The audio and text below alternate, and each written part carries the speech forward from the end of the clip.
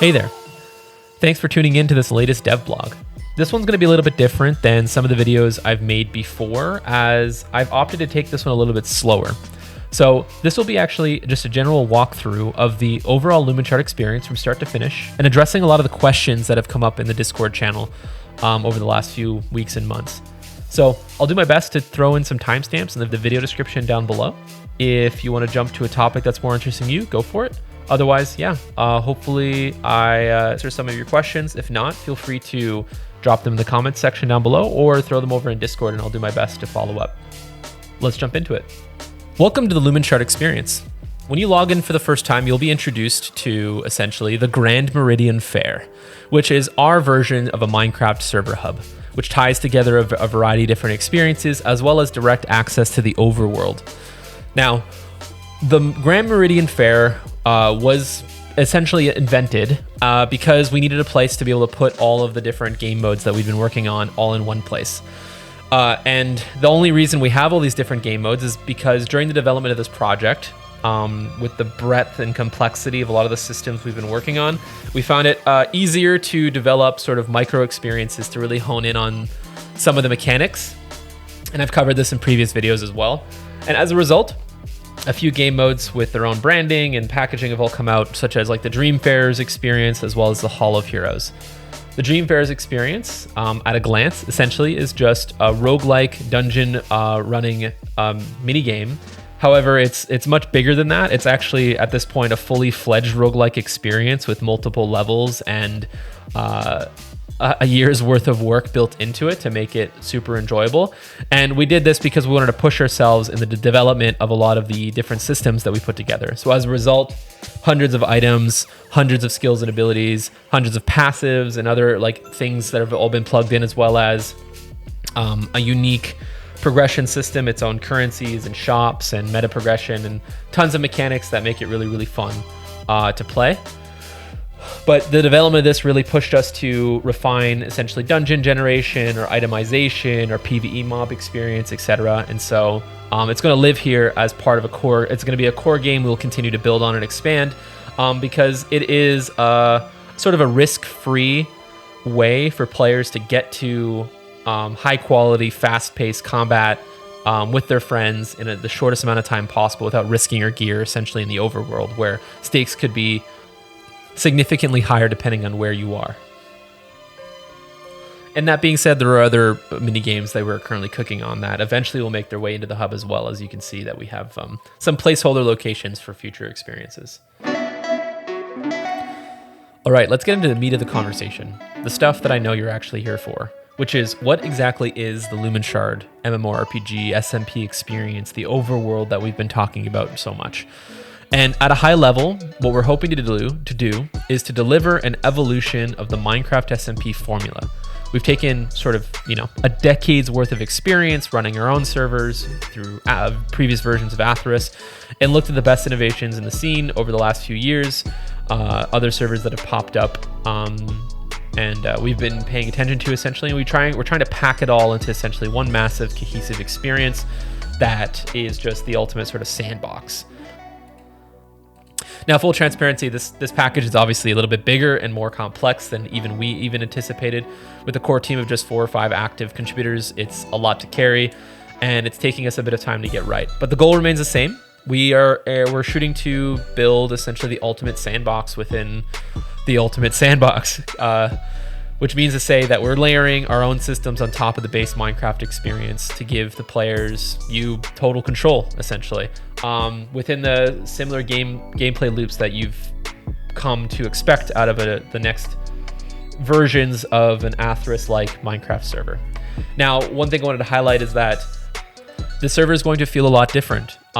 It's going to have some on-rails and tailored content in the form of like our adventure levels, which are rigid gameplay levels that you cannot edit the terrain, but you can go and explore, kill the mobs, gain the experience, loot, access dungeons, troves. All this stuff is all going to be packed into here. This is what you can expect out of a traditional sort of RPG experience. And then we have the Heartlands, the Homesteads, the Frontiers, these other keywords, these technical names that we've applied to these levels, which are all stitched together. So accessing all of these regions is very organic. You're not running commands. You're actually walking to regions or teleporting to regions essentially in a very organic way that will then unlock or lock certain gameplay. But anyway, let me actually just show you what I mean. So when you arrive at the Meridian hub, you'll be greeted by the access point to the Meridian Fair, which is all these mini games we've talked about. But if you turn around, you'll see the fountain. Now, in the world of Lumenshard, we've opted in for essentially a fast travel system that uses water. When you step into a fountain, you actually travel through the water to another connected fountain that has been discovered or unlocked by your gameplay in the world. So you won't be able to actually just fast travel anywhere. You'll actually have to visit and unlock things progressively. And so as we add on content to the server over time, when new regions are unlocked, you'll actually have to go visit there and explore those locations before you can eventually fast travel to them. So jumping into the fountain, you can see we have a UI interface. This UI interface is obviously, it's a little, everything you're gonna see on screen, just a caveat, is work in progress. It's a lot of work as a lot of the art is being done by hand by members of our team. And so, yeah, on this UI, you can see we have the hub, we have Homesteads, and we have visit, and then we have this little feather down here. The hub is the way to get back to this location. So at any point through any of these actually connected fountains, so not every fountain is connected, but the ones that are will have essentially the end block particle effect inside of them. So that's how you can identify with some other VFX we plan in the near future. Click on the hub, teleport back to the hub at any point. If you click on the homestead, if you do not own a homestead yet or haven't created one, this will initiate the homestead creation process. From here, you'll be able to select from a handful of different regions that are all lore-based within the world of Atheros and Lumenshard. And so the familiar names such as Ithero, Arsoluk, Daggerlands, Allore, Ravona, and a few more that we're introducing into this new version of the server, such as Travada and some other cool places, they will all be accessible here. A homestead is a permanent thing, so once you've picked the nation and the sub-region within that nation that you want to establish your home, it is a fixed setting. You can reset it, but resetting does come with some limitations and some caveats. But during the first few versions of the server, we expect to be some wipes, so we'll allow players to essentially go and take a look at a few different locations before they decide to settle down, in a specific region. So on screen, you're seeing a little bit of that B-roll, which is, it's looking pretty cool. Next up, we have a visit. So you'll be able to visit your friends' homesteads. So there's some other Minecraft servers out there that have similar systems to this, where if your friend's online, if you're in a party with them, if they're a part of your friends list or you're in a guild, you may have access to those homesteads, as well as people can allow their homesteads to be publicly accessible. This is only if they're online though. And then within a homestead, you'll have control over all of these settings on whether or not players can join, edit, access blocks. So we're adding a whole bunch of cool settings to allow a ton of customizability based on what your preference is for this. And this is something important to highlight too. One of the big changes we wanted to do for Lumenshard is, this is one of the reasons it's taking so long, but we wanted to make everything UI based. So behind are the days of having to memorize hundreds or thousands of commands essentially to be able to manipulate and change all the settings and do things in the world. We're going to do our best to pack everything into a few very elegant little menu UIs for all of the major game systems in the game. This affects guilds, homesteads, shops, troves, everything. Everything's going to have some nice UIs to accompany it, which I'm very excited about as a UI UX designer. This makes me happy. It just takes a long time to be able to get right, especially within the limitations of Minecraft. So, and then next up, back to the fountain UI. Then we have this feather. This feather is a placeholder. We're still figuring out exactly how we want to present the regions you unlock within the game. But here you can see that I currently have the town of Remilliciggio unlocked. So this will take me to an adventure level. So at this point in the homestead, I'll be able to mine, craft, build, do whatever I want, full SMP mechanics. And then when I travel to an adventure level, I'm dropped into adventure mode, essentially. And in this region, I'll now have access to all of our MMORPG content. So this is where I can go shopping. This is where I can then step out of a city and I can go into an adventure level, and then I'll be at risk of being murdered by the handful of creatures and monsters and stuff that we've dotted around the world. But this is where also you'll get access to questing and whatnot. So let's dive over to the Remilliciggio, and I'll give you a quick tour and show you some more mechanics. Welcome to Remilliciggio. This is the first town that we've introduced into the LMC experience. It becomes sort of a central market hub, an access point for various quest progression systems, all the shopping needs, access to crafting resources and stuff like that you may need. From here, we can get access, like I said, shopping. All of our shops within the game come with an NPC, a shop interface. This is also work in progress. We are currently in development of a bartering system where you can both put in items to buy and sell simultaneously. But as you can see on the left-hand side, you can see the total balance. And then if I decide to purchase some copper ingots, on the right-hand side, we're also adding in dynamic numbers for the total cost of the items you're trying to buy. And when you click purchase, it deducts the amount from your total balance, deposits the item in your inventory, and it all happens kind of as you would expect with any video game shopping experience. Also, for the time being, this is how we'll be introducing crafting to the game. So as you can find in one of our shops is a bunch of crafting stations. For LMC, we're introducing crafting in two different varieties. We have refinement crafting and we have assembly crafting. Refinement is essentially taking raw ingredients and materials and turn them into ingredients that can be used for the assembly stage. Assembly crafting stations then are used for crafting the final items that you'd expect in an MMORPG. Here you'll be able to craft armors, shields, weapons, staves, batteries, and all kinds of other knickknacks that can be discovered through our custom crafting system. The crafting system we've introduced won't give you all the recipes out of the gate. For now, for testing, we have everything, but in the future, you'll have to unlock recipes through discovery, questing, and potentially even trade. And next up, we have our combat skills and abilities. So within the world of LMC, as of right now, as it stands, we actually have 14 distinct weapon types. So what that means is in my hand right now in this clip, I have a mace. The mace is called a smash attack weapon. Across a variety of different melee weapons, we actually have 6 distinct different melee types. And additionally to now, we have the ability to open up a spellbook from what you saw was a new menu button. And from here, what I've done is I've equipped a bunch of my unlocked skills. Now pressing the switch to offhand button, essentially the key that would have swapped my shield to my offhand, for example, in combat, I can now activate my hotbar. So what's happening here on screen is that you'll see these new numbers that appear 2 through 7.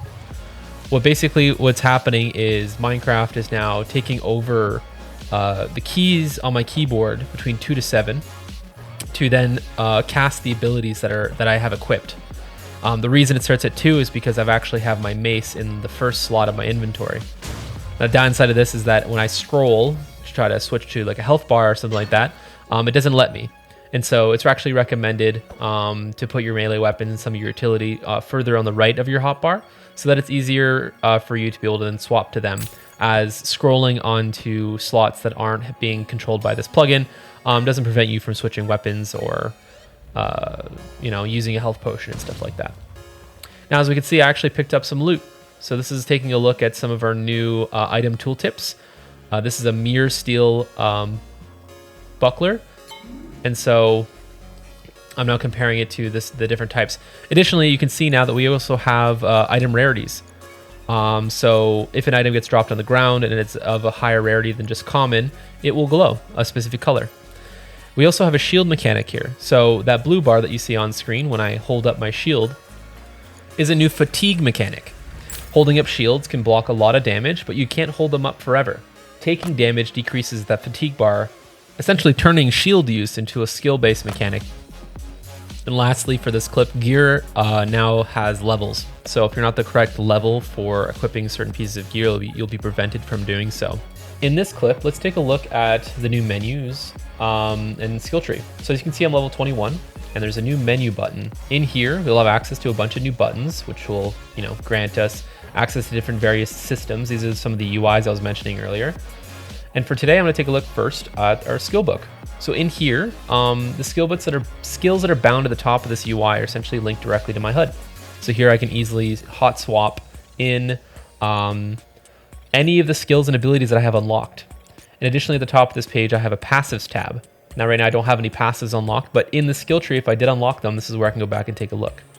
So let's take a look at the skill tree. this is the skill tree we've been working on for a little while.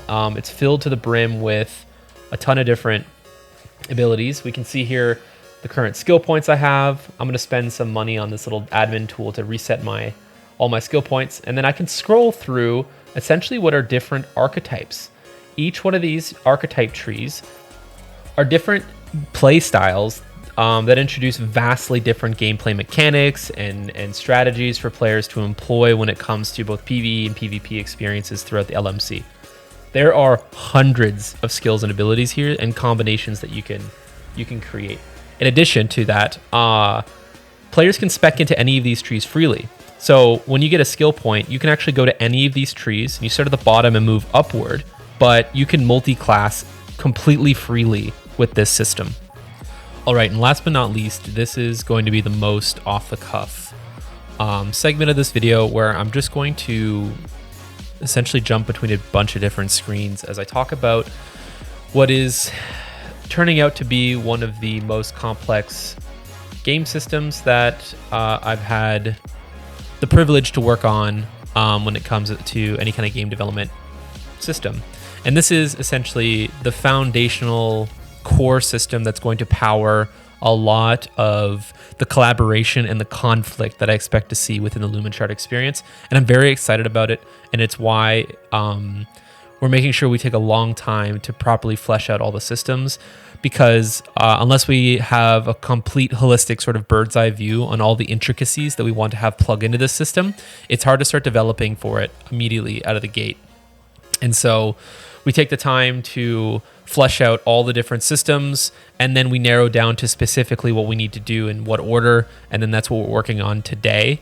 But we can see just at a glance here, I'm going to zoom in on some of this stuff so you can take a look, but there's a lot of expansions planned in the future for what guilds are meant to become.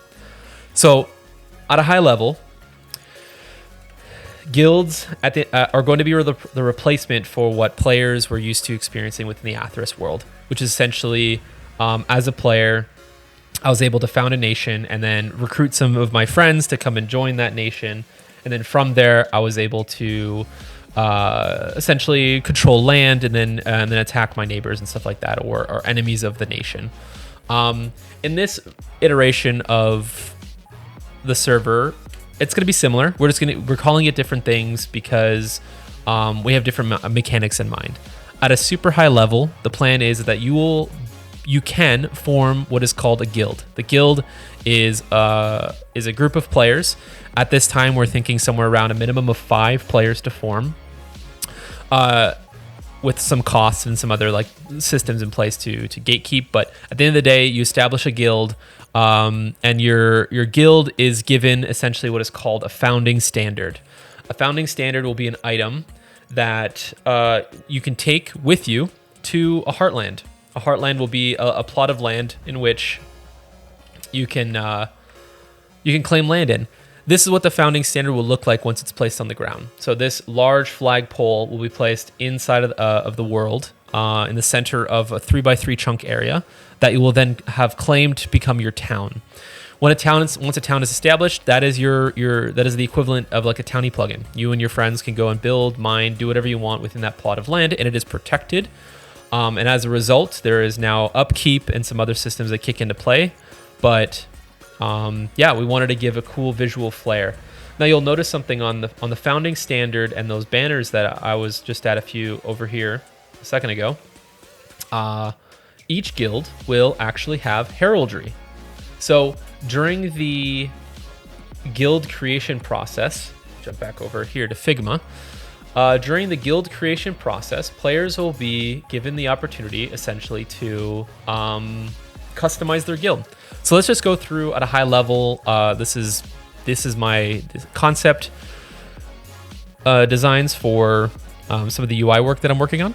And so I'm just going to go through, and then I'll actually show you a little bit of what it looks like currently, because it's pretty cool. But yeah, you'll start with inviting players to your party, and then all the members of your party will then be automatically invited to your guild on creation. And once they've accepted, they all get tossed in as the founding party. When you start creating your guild, the first UI you'll be hit with is something that looks like this. You'll have your heraldry, your guild name, a guild tag, and then you also have a governance and hierarchy editor. Your heraldry will essentially be given a specific UI where you'll see a preview of your heraldry in a large 4x4 space. You'll see color selector, sigil selector, and then from here you'll be able to browse from a variety of different colors and sigils. And currently this is all in game. Thought it'd be interesting to show it off here first. So once you've gone through and you've created you selected your sigils and you've gone through the creation process, you can go back, you can edit the name of your guild and whatnot. And then also there's some governance models. This is still conceptual because it's basically a bunch of flags behind the scenes that can enable or disable certain functionality within a guild. But ideally, you'll start with one of 3 to 5 options, which is essentially what you see here, from autocracy /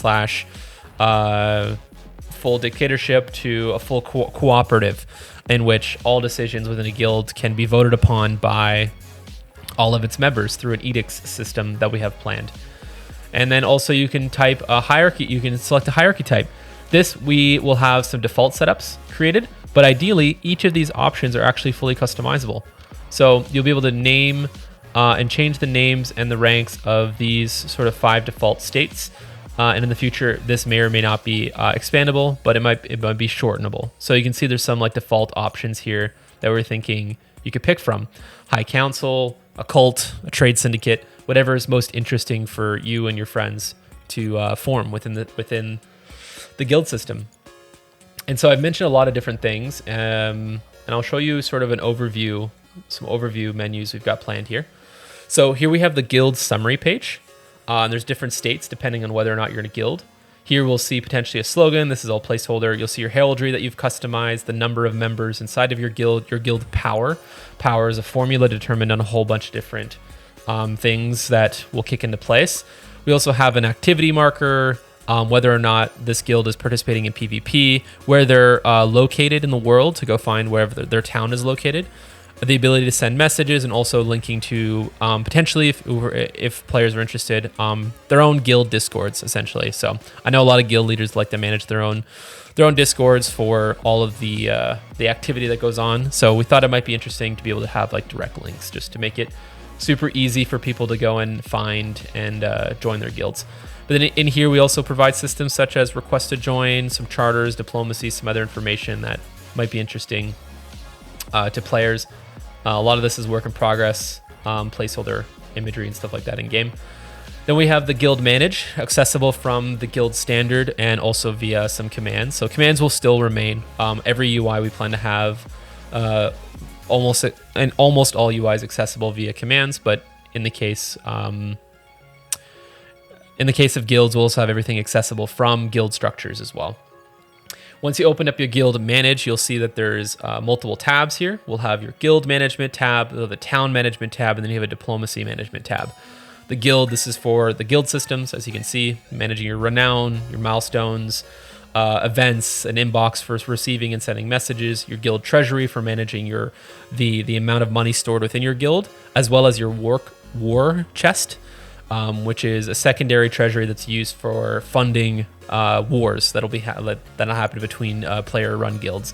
We'll have your edict board, which is where players can propose changes to the guild or propose other things, either narratively or based on systems.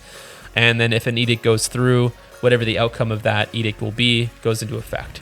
And this could be from anything from requesting an RP event to go through, or changing the name of the guild can also be something that can be proposed through an edict.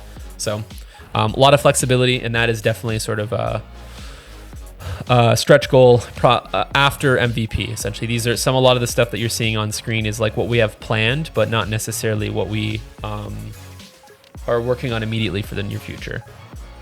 And then continuing on, we have the ability to manage the town. Some other stuff that we're still working through.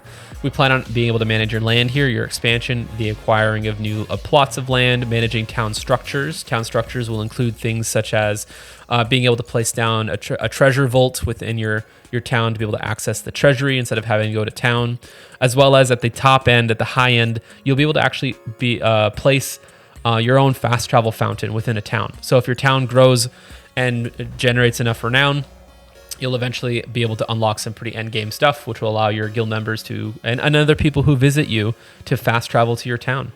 And then managing rental plots and stuff like that. So this is pretty typical. Rent market stalls, rent the interiors of buildings, however you'd like to do it, to either members of your guild or for people who live who don't participate in your guild. Conceptually, the plan is potentially to allow for members of another guild to rent a plot within a market within your guild, for example, and then they can come and establish little player-run shops in which you will obtain a tax for anything that gets sold in that shop, while they retain the rest of the revenue. So yeah, a lot of intricate intertwining mechanics we have planned that we're working towards. And then yeah, this is just sort of at a glance. I'll scan over some other options here, some other menus that we have. So managing guilds, we'll have member profiles that you'll be able to take a look at to see their activity and what they've been up to. We'll have their edicts system where players can view open edicts, view past decisions that were voted on, propose new edicts, and all those intricacies and customizations and stuff like that. Here's one to propose some diplomacy, propose an alliance, propose to declare war on another guild. Will all be managed through here if a guild allows it. Managing your treasury. So this is what we're working on today. So this is a necessity for the guild release. This is what our team is currently actively working on. And so I've designed a UI that looks something like this. And this is where you can get at a glance within your guild, whether or not you're in good standing, how much money you have, how much your war chest has. You can also manage member taxes, other taxes and income, such as from rental plots or the sale of items at the market, and then also stipends. So you can limit how much anyone in the guild can take out. Here we go. So kind of as a side-by-side, we can see the mock-up that I've put together for the team. And then here is a UI interface that I'm currently designing for the same interface. So as you can see, a lot of the work starts in sort of these mock-ups, these blockouts inside of Figma. We spend a lot of time conceptualizing how all these systems will work. We then go ahead and document essentially how we want all of these plugins to work. We got our renowned systems, our guild diplomacy, town structure ideas we've got coming, governance models, etc. We then map out all of these UIs in documentation, and then yeah, eventually they get into game into some form of testable experience, and then we as a team, myself and some other pixel artists and stuff like that, work on putting together these final UIs. So in the next video, I hope to actually have a hands-on walkthrough of the guilds and how they work in game. A lot of it is working in sort of disparate parts. And so not enough yet for today's video, but as you can see in the next video, there's gonna be some nice UI and stuff like that accompanying all of these systems that I'm talking about, all working together in game. So apologize for the second half of this video being so long, but I thought rather than not share any updates on this topic, I just give you sort of the raw behind the scenes, some BTS of exactly what we're working on. And very excited to see all this come into game.